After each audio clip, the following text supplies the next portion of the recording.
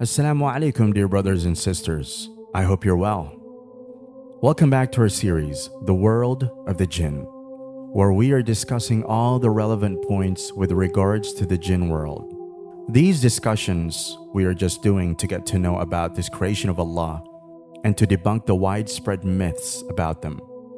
It is clear up until now that the jinns are similar to us humans in many ways and are totally different from us in many other ways. When talking about similarity, we got to know that in the jinn world too, there are believing jinns as well as disbelieving jinns, just as in the case of us humans. Usually, we label the believing jinns as jinns only, while the disbelieving jinns are titled as Satan.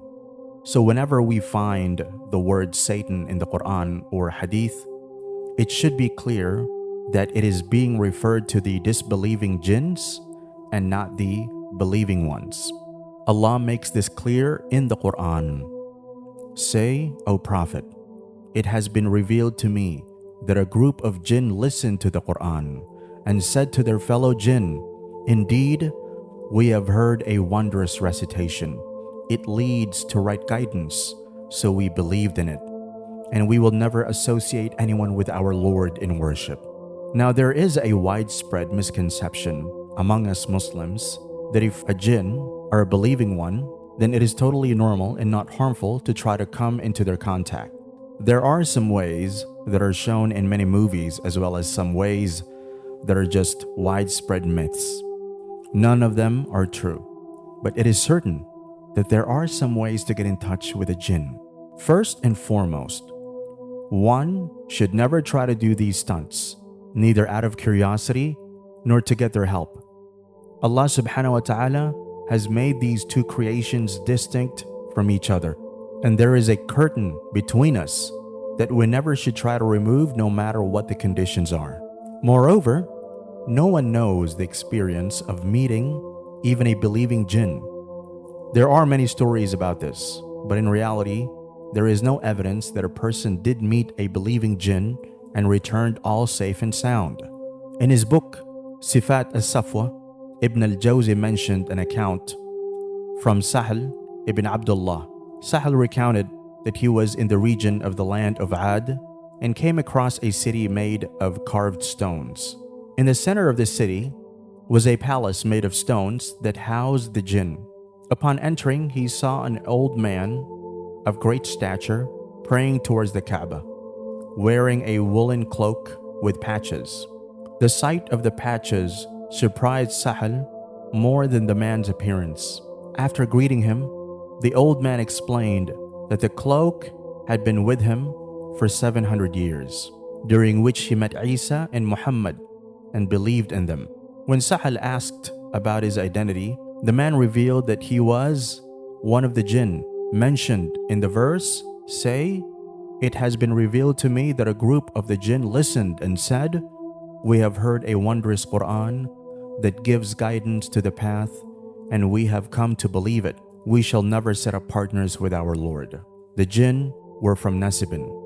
In another narration by Ibn Jurayj in his tafsir, Abi Ubaidah bin Abdullah ibn Masud narrated an account from Ibn Masud.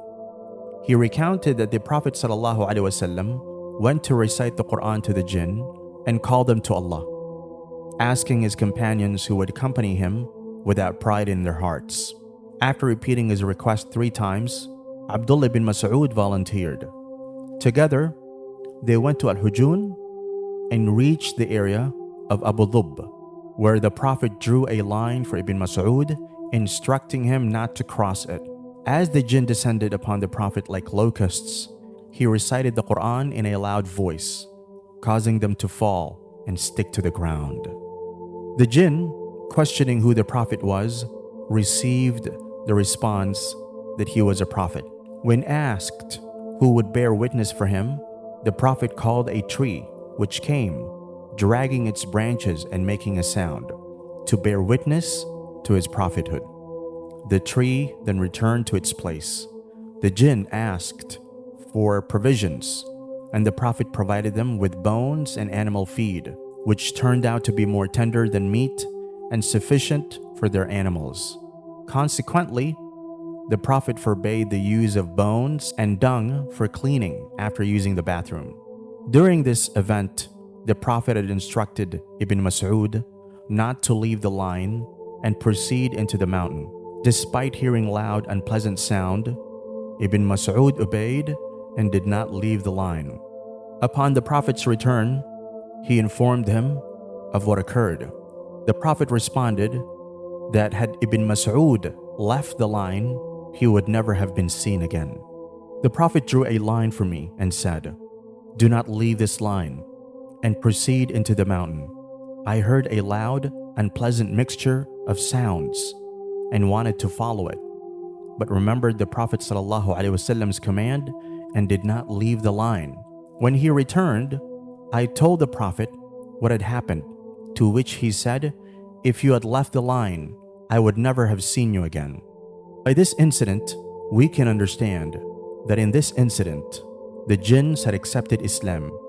Yet Prophet Muhammad ﷺ instructed Ibn Mas'ud to not cross the line so that he may not come in contact with them, and further said that if Ibn Mas'ud had crossed the line out of curiosity to see the believing Jinns, then the Prophet Muhammad ﷺ would have never been able to see Ibn Mas'ud again. Therefore, it is extremely dangerous to even try to meet a believing Jinn. Now, this in itself can give an indication that if trying to meet a believing Jinn is filled with harm, then what would be the case if one tries to ever contact a disbelieving Jinn, or rather a Satan? The results can be devastating, and the person who ever tried to do so will face such consequences that he never would have imagined in his worst nightmares. There are many well-known celebrities and politicians currently living among us, and we know them by their names, who hint again and again through their statements of their musical lyrics that they have sold their soul to the devil. And when they utter such words out of their mouth, believe them, because they have actually done such a thing in exchange for worldly benefits. Seemingly, they may appear perfectly all right, but the suffering that they go through when they are alone is beyond one's comprehension.